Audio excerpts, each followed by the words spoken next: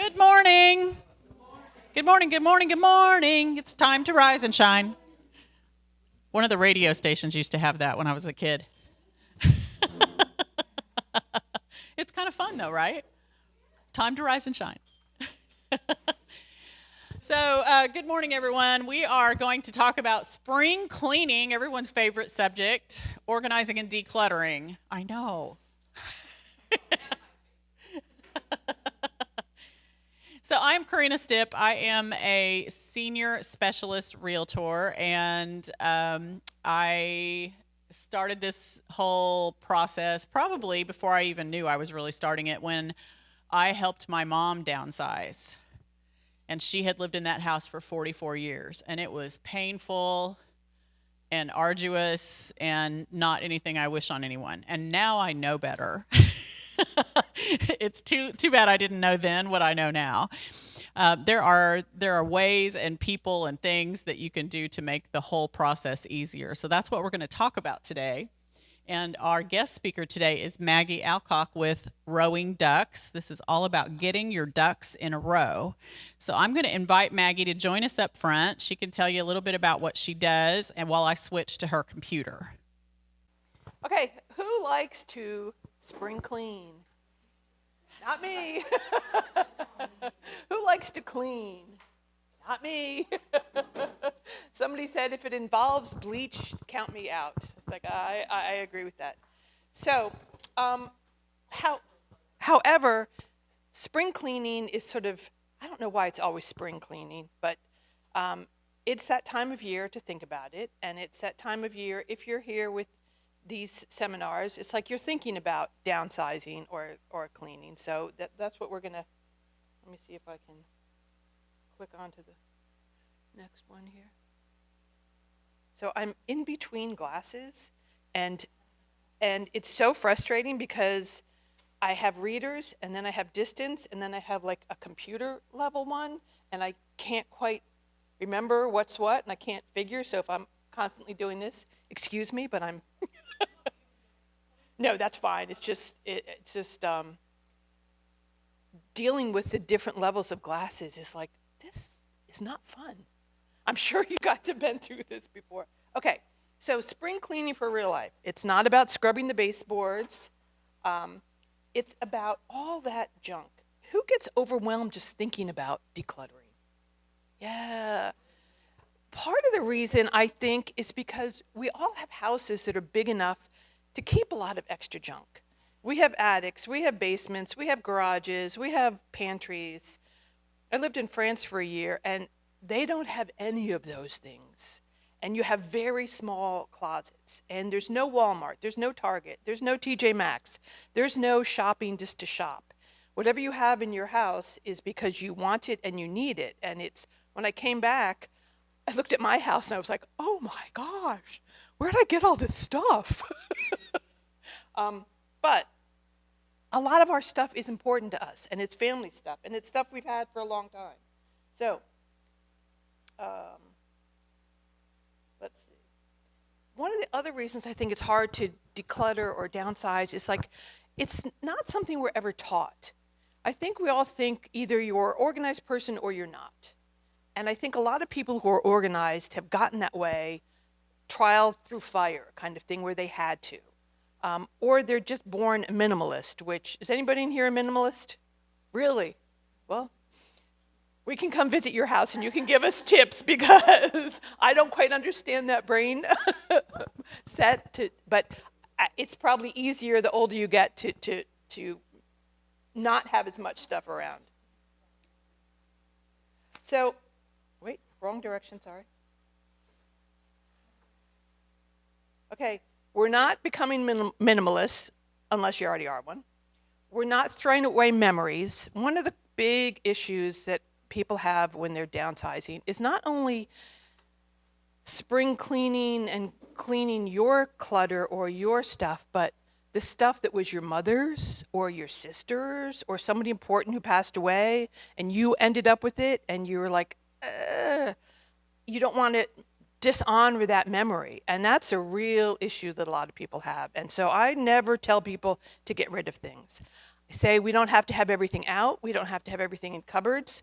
We can maybe pick and choose things. We can find pretty storage boxes, or we can be brave and we can put it all in boxes and move it to the garage and then hope it never finds its way back into the house. But it's a touchy subject, and it's really important that you think about that. And nobody's asking you to just call the dumpster, which I have seen people do, but that's usually after someone passes, and it's a sad sight because there's so much stuff in our homes that no one really wants anymore. My kids don't want my furniture. There's a lot of antique stores, there's a lot of thrift stores that are like packed to the gills with stuff. Generations after us lived differently than we lived. And all those little important things that we saved or our grandparents bought, tchotchke little things, or it's not the same anymore. It's like it's not as valuable as we like to think, sadly. So I like to work with people in small time frames. Most people can work at decluttering for about 2 hours, and then they're like over it. And then and it's important that we go for progress, not perfection. So I like, when I work with people, to set a timer for 20 minutes. And I guarantee you, if you set a timer for 20 minutes and start decluttering, you will go past the 20 minutes. You kind of get in the swing of it. But a lot of times, who's here thought, I should really clean that closet, and then opened the door, looked in the closet, and said, not today, and closed that door, because it's just overwhelming. Yeah. Who here is a Marie Kondo fan? Has anybody read those books? Okay. She had this whole method of cleaning where you empty like the whole room onto the floor and then you sort through it. And I think, please don't ever do that. That's like, she wants you to touch each thing and say, does this bring me joy? Does this not bring me joy? And you know what? I can live with a lot of things that don't bring me joy if they're in a closet. So when I work with people too for 2 hours, like we'll work for an hour and a half, but I also always leave a half hour to put things back, to make the place look like we weren't actually organizing, because there's nothing worse than emptying out a pantry or a closet and then halfway through getting bored or distracted or the phone rings and you come back and you're just like, it's horrible, and you just have to sort of kick it and shove it and push it back in, and then it's a worse mess than when you started. So I say little chunks, little time frames. Timers are our friend. You can do it on your phone, kitchen timers. Yeah. Let's see, here we go. So like with like, this seems like an easy concept, but I go into a lot of houses and it's not an easy concept for some people. Who has multiple boxes of photos? Who has papers stuck in this drawer or that cabinet or this closet? Who has that box? This is probably for the men. Who has that box of the cords that you have no idea what they go to, but you're not going to throw it away? Oh, in the background, because we might need it. Who has the box in the drawer of keys that you have no idea what any of them are, but you're afraid to throw them away? Yeah. The other thing that a lot of people do, and I don't know, do this too, who's ever taken a pen out from a pen holder thing and you try and use it and it doesn't work? Instead of throwing it away, you put it back in the thing. I don't know what that's about, but we tend to do that. We're pretty good about doing that. If you start sorting, think in categories. It's a beginning step, and sometimes it's fun. Like, how many screwdrivers do you think you own? How many tape measures do you think you own? It's like, it's weird. I have a friend who has extension cords because every time she goes to use one, she can't find it. She doesn't remember where she put it, and so she buys another one. We once counted like 20 extension cords, all different colors, sizes, indoor, outdoor, but it was just humorous to see how many of the same thing that she had. So this sounds logical, and yet a lot of us don't do it.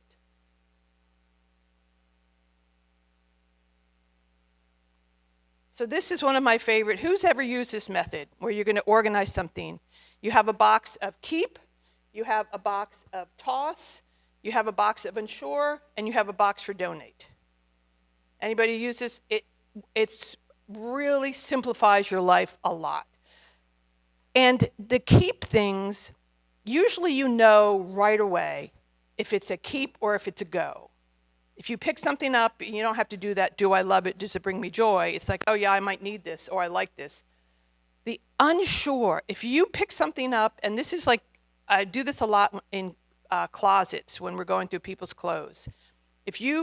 When I clean out a closet with a client, I take each thing on a hanger one at a time and hold it up, and they have to say yes or no. And if they can't say that within 5 seconds, it's you don't know, and we're going to put it away for later. Because we get stuck in that making a decision. Well, I wore it 5 years ago and it looked good, but I've gained weight, or my sister gave it to me, or all those conversations.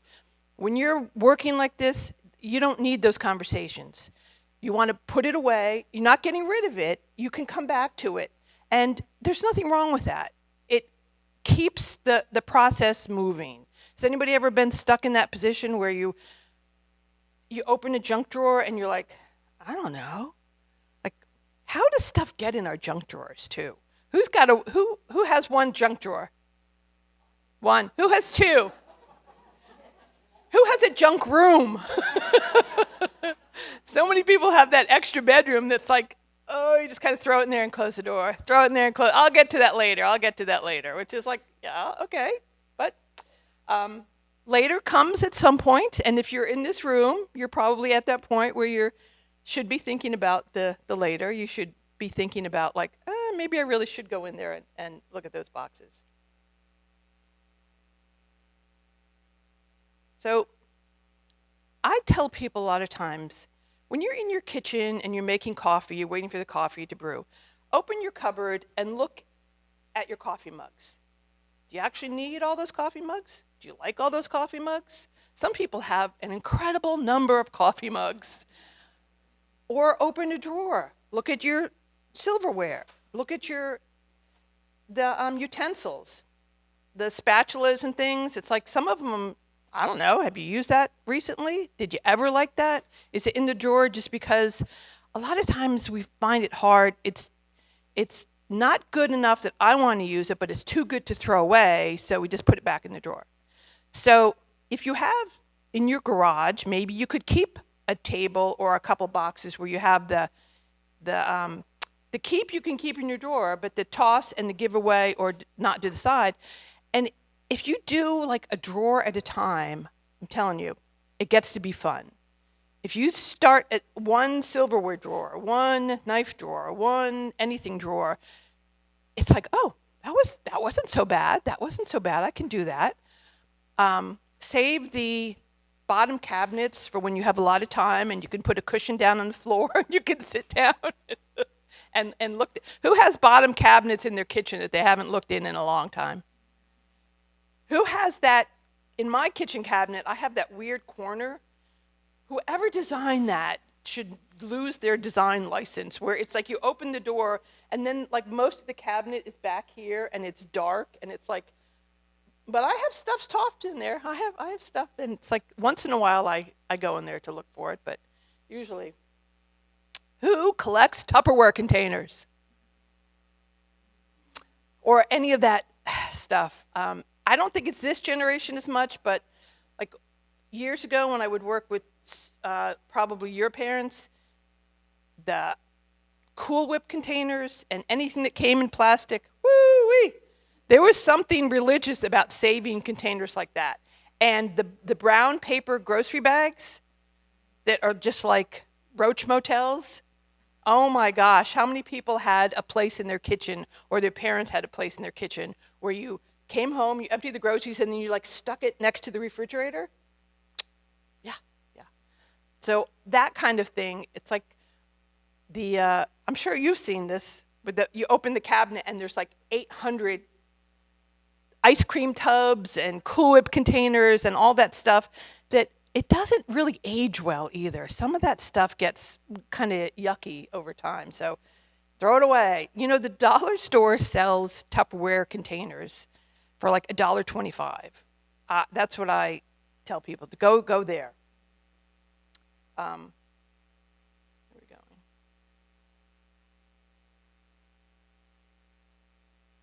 Papers. Who has a pile of papers that they look at and they think, I should really organize that, and then they go get a cup of coffee? Why is that? Who has a stack of mail that you're like, yeah, I should open that? I have a client who, in his entry, he has a table probably this big. Karena's seen it. Yeah. He has stacks of mail, the whole thing. And every time I go there, I'm like, should we go through these? No, I'm going to throw those away. And I'm thinking, I bet in there's something that you need, but I don't know what he opens and what he doesn't open. But it's a pretty impressive pile. It's growing every day. I know, he's moving. We just looked at a great place yesterday, but it's like, yeah. But so papers, the ideal situation, all organizers tell you, when you get your mail, sort it right away. Throw away the junk mail, throw away the stuff you don't want. Who does that? Who keeps that just in case piece of paper? Oh, I might need that. I might want to look at that flyer from who knows where. And so, you look at it later? Right. And when does later come? Never. That pile grows. So be brave. Throw away junk mail because you know you're going to get more of it later. It's going to come again. It's going to come around again. So when you start sorting papers, who has just an old file box?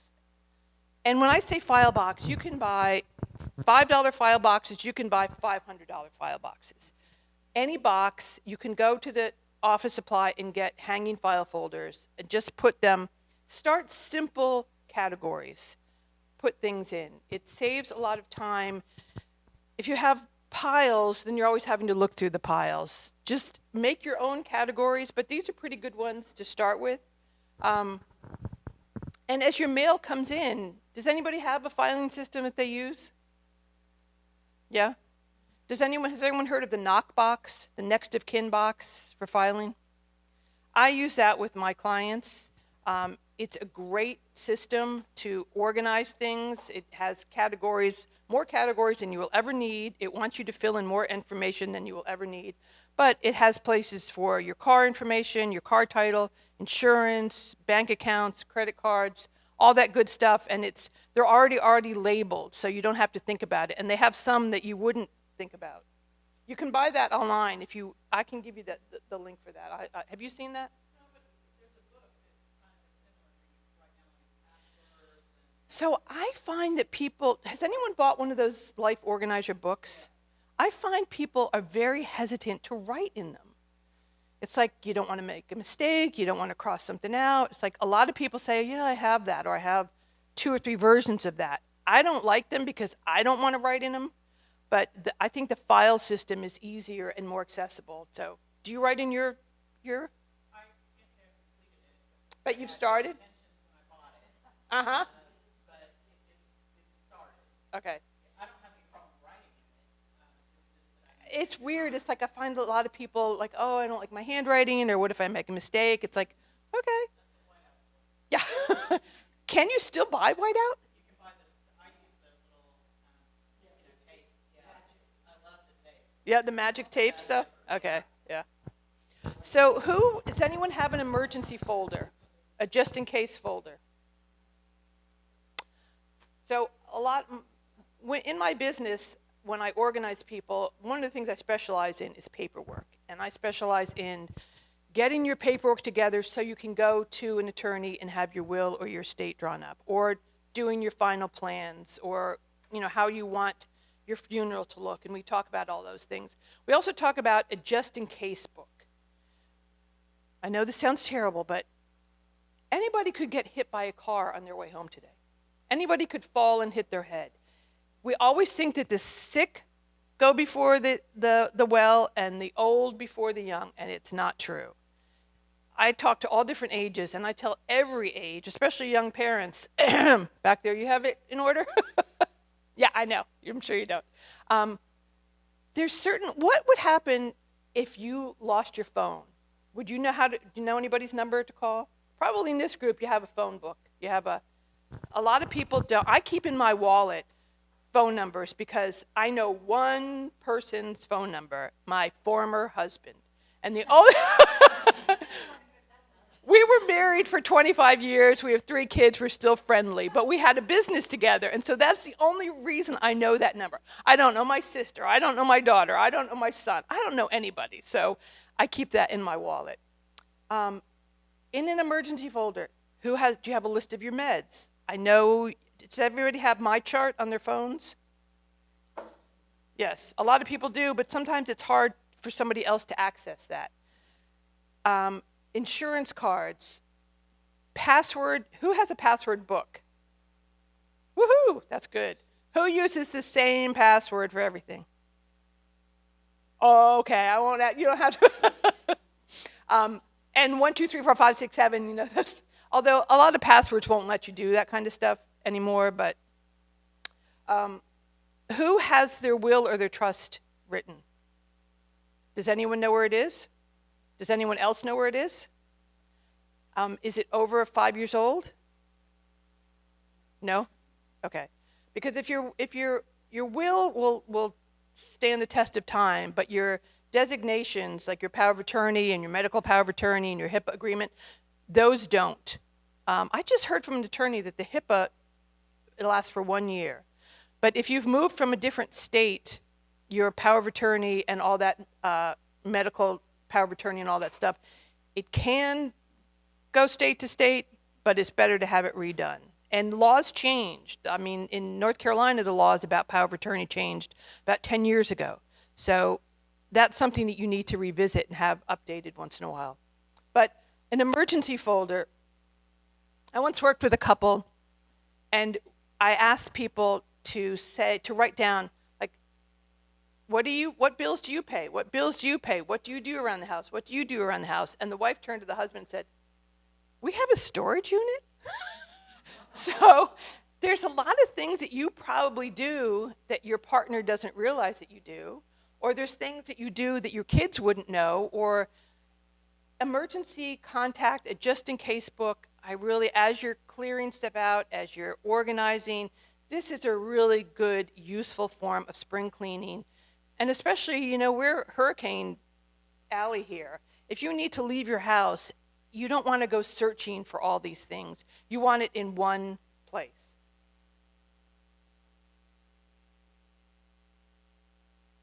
So, someone asked about the name Rowing Ducks, and I help you get your ducks in a row.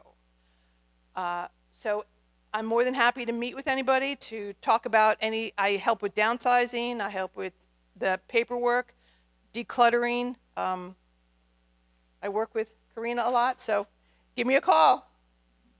Okay, we're going to switch to questions and answers. Let me switch over to my computer real quick. Does anyone have any questions? Questions? No?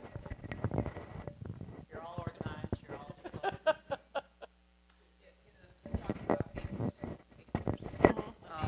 Oh, okay. Yeah, not at all. So my papers are in file folders in cabinets. Right. So any words of wisdom on that?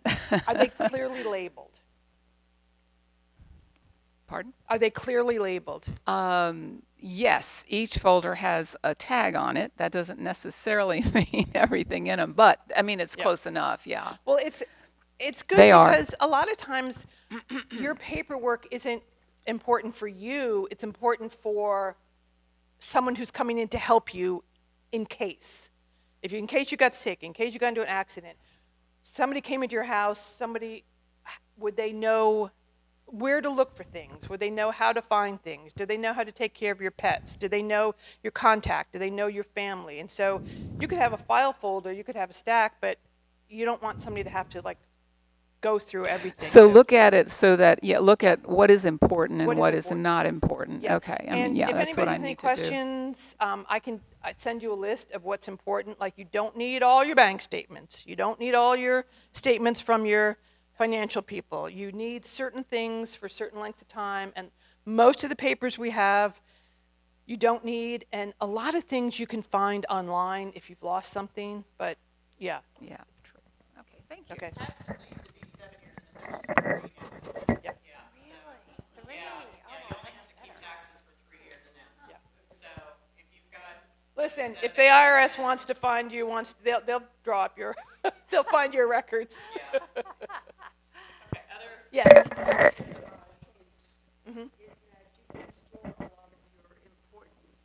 Another hint would be that you can store a lot of your documents on a flash drive. If you know how to do that. Oh, And well, I if your do. heirs know how to get to it, and if you have it labeled, yes, I'm all for that. But a lot of people, and my age and up, it's like, we really, the younger generation wants everything digital. They look at a piece of paper and they're like, what's that for? So yeah, digital. Well, I have, like, for example, all my taxes, back taxes are on the flash drive. Right. But I have a paper copy also Right. in a file that's labeled. And also my file folders are color-coded. Oh, wow, you're organized. Remember, she was the minimalist. Gary, you got a question? See, your brain works like that. Okay. Because what she's done is got the password book, but she did it in pencil rather than. Oh, okay. Because So you don't things need to have white out changed, tape. right. It gets erased. But Okay, so the password book, you use a pencil instead of, I've done that before, and my address book is all in pencil. So if you go to the Dollar Tree, they have address books that are like $1.25, and they're great to use as password books because it's already in alphabetical order. You just flip through there, and if you're going to write down your passwords, a lot of people have them stored in their phone. What happens to if something happens to your phone, you can't get anywhere.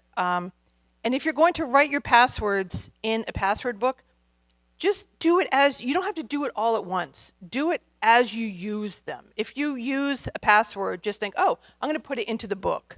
And That's I'm going how to I've update done mine. it. Yeah. I still have the old one, and every blue moon I'll dig into it. I didn't go through and get everything transferred, but there's some stuff I don't use in the old one anymore. Yeah.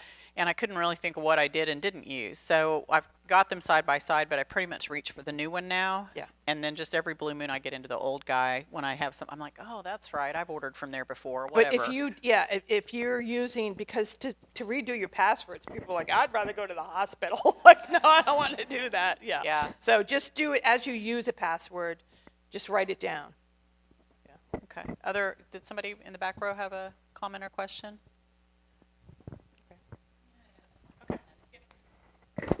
I learned the hard way that flash drives can be corrupted. Oh, no. My son's an IT guy, and he said flash drives really are for temporary storage, that Really? you shouldn't use them long term. And I've only really had a problem once, but after he told me that, I've gotten external hard drives.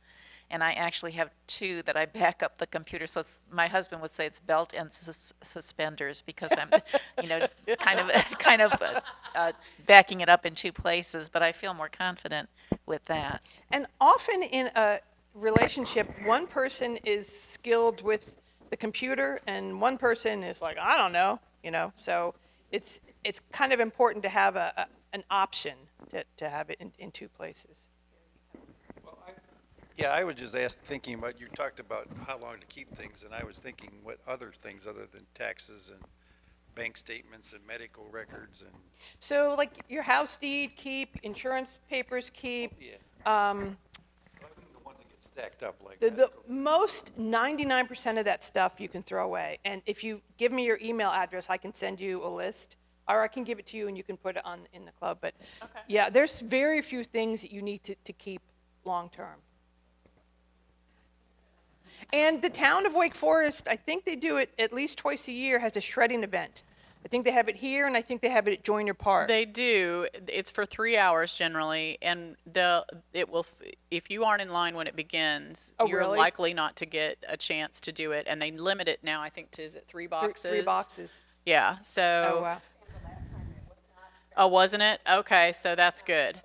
So, but I just, as precaution, you might want to be one of the earlier ones rather than, oh, it runs till 10 o'clock. I can get there at 55. I mean, that may not be the case. Yeah, because a lot of people have boxes and boxes of bank statements, and it's like, or credit card bills, or just bills. You know, the legal stuff is the stuff that you want to keep on hand. Insurance policies, wills, trust, Yep. tax papers for a couple of years. Yeah. Yeah. It's hard to shred all that, even with a home shredder. It just, Oh my gosh. it adds up. Yeah. Yeah. Yeah. Okay. Somebody else? Yeah. Should we think about a security box at the bank or keep everything at home? You know, like wills, trust, whatever. So who has a safe deposit box? Anyone? Does anyone else on the card to get into your safe deposit box? So banks are really, I call it the secret handshake question sometimes. I had a client who would go with her mom to the safety deposit box in the bank every 2 or 3 months. Did it for years. Everybody knew her at the bank. Everybody knew the mom. The mom dies. She goes to get stuff out of the safety deposit box. Oh, I'm sorry. Your name's not on this card.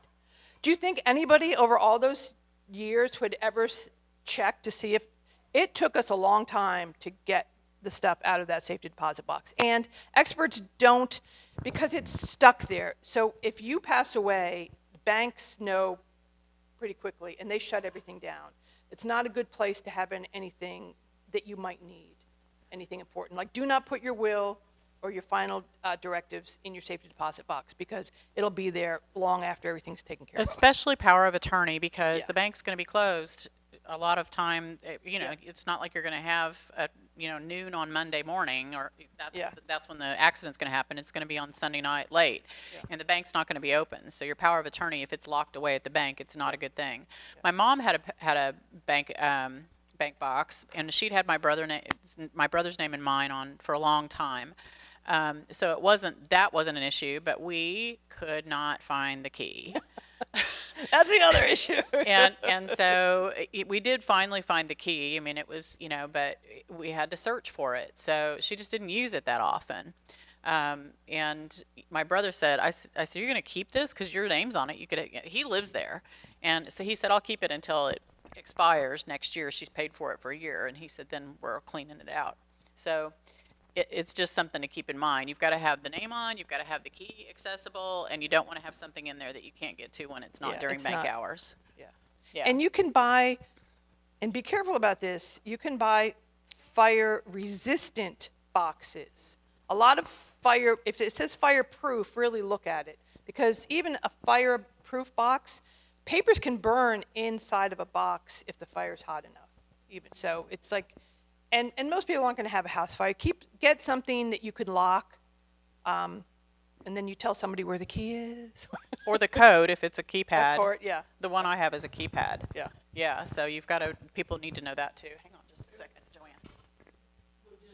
I think that's something I never thought of, is getting a fire, I don't know why. But we went through that with my mother in that she couldn't get into her little safe because the battery had gone down. Oh. She hadn't used it. And so it was quite a process to just finally quirk the youngest grandchild, found it online where we Yes. could go and how you could unlock it just for the battery and all I this have kind of stuff, taken, but in it's Wake crazy. Forest, there's a really good locksmith, and I have taken more than one locked file box to him to say, could you please open this? So, Other questions? well, thank you. Thank you for let's having give, me. Maggie, a round of applause.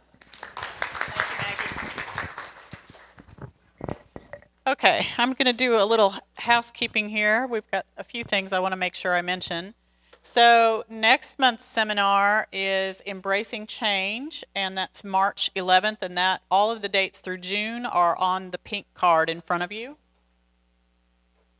And then we've got, so I know Joan brought a friend who's new to the seminar. Did anyone else bring someone new who's never been to a seminar?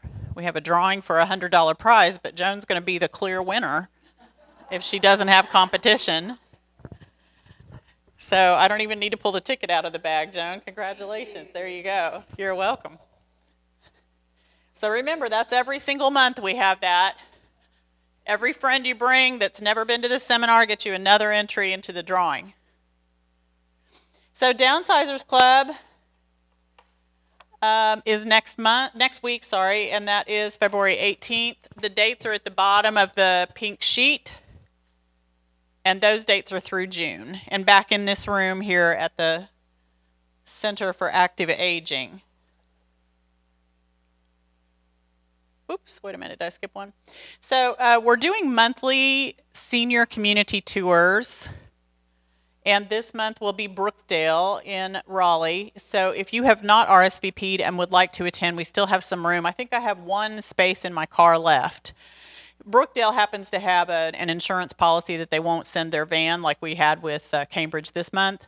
So I can take up to 7 in my car. You can meet us there, and they're going to provide lunch. And it's from 11 to 12:30. So if you are driving yourself, RSVP so we know you're going to be there, and they can, accommodate for lunch. And then we can meet you at 11 o'clock, or let me know if you need the last space in the car. We're still working on, we've about gotten that, and I say we. Michelle does all this behind the scenes, my assistant, God bless her. But Michelle's working on the next several months. So I think we just about have everything nailed down through June. This month was supposed to be another Cambridge and Apex, and they had a change of the guard, the person who scheduled that, and it somehow missed their calendar. So we're working to reschedule that. And then Coffee Cafe is alive and well here at the Center for Active Aging. It was gone for a while. So I'm back to sponsoring breakfast, and I'll be here. Why does she have tomorrow? I'm not sure why that says tomorrow. Tomorrow is not February 25th. I didn't catch it, and I looked at the slides. So the next one is February 25th, and then maybe she's meaning no. I'm not there. I'm not here tomorrow either. I'm here February 25th, and then March 4th are the next two. So I've got those on the calendar for the rest of the year. You're welcome to stop by and get a little something for breakfast.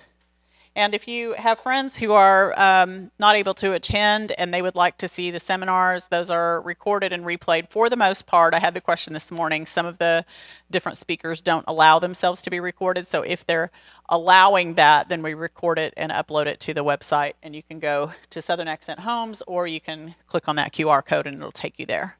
Yes?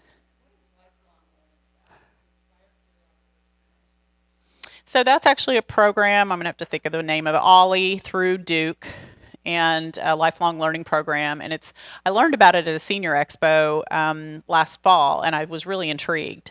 So it's a pretty robust catalog of a lot of different classes that you can take. And so we're going to have someone from the Ollie program come and speak about that is that June?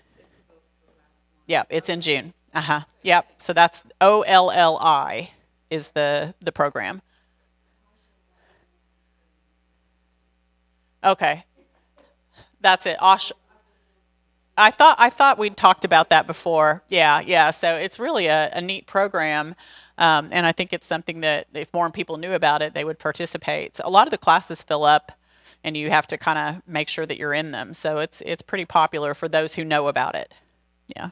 Another question?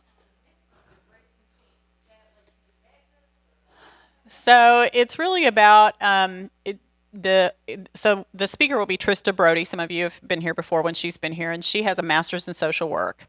And so this is really focused on some people are resistant to change, and these are the people I've talked about before that are the pine boxers. I'm going to stay in this house until you carry me out in a pine box, except that that's not really a great plan, because what happens if you have a fall or some kind of medical issue that you need some kind of support?